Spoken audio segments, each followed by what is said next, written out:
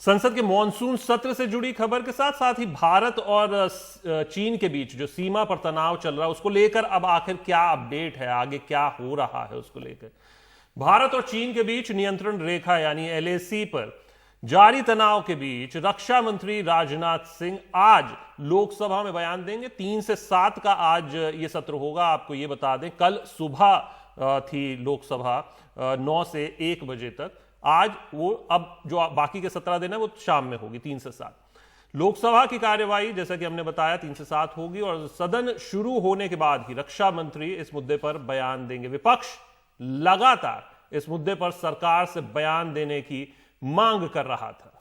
तो लगातार जो है भारत और चीन के बीच सीमा को लेकर जो तनाव चल रहा है उस पर सरकार की, केंद्र सरकार की क्या नीति है, विदेश नीति क्या है, इसको लेकर अस्पष्टता के चलते अब माना जा रहा है सबकी नजर इस बात पर रहेगी कि आज संसद में रक्षा मंत्री इस पर क्या कुछ बयान देते हैं। बहरहाल तनाव के बीच भारत और चीन दोनों ने एक दूसरे पर हवा में गोलियां चलाने, समझौते को तोड़ने जैसे कई गंभीर आरोप भी लगाए थे।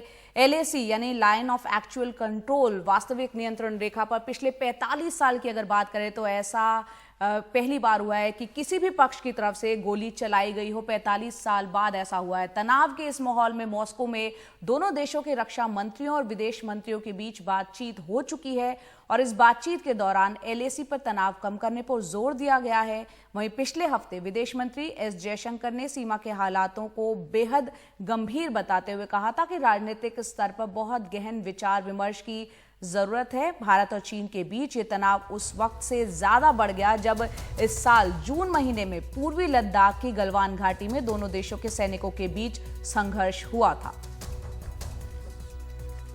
तो लोकसभा में राजनाथ सिंह के चीन पर दिए जाने वाले बयान से पहले शांति की वकालत करते हुए चीन का भी बयान आया है। हालांकि चीन की कथनी और करनी में हम जानते हैं कि बहुत फर्क देखने को मिलता है, लेकिन मॉस्को में दोनों देशों के विदेश मंत्रियों के बीच जो बातचीत हुई उसके बाद चीनी राजदूत का बयान काफी अहम माना जा रहा है, जिसमें यह कहा गया है कि हम संघर्ष नहीं चाहते बल्कि शांति चाहते हैं, ऐसा सहयोग हो जिससे कि सबको फायदा पहुंचे।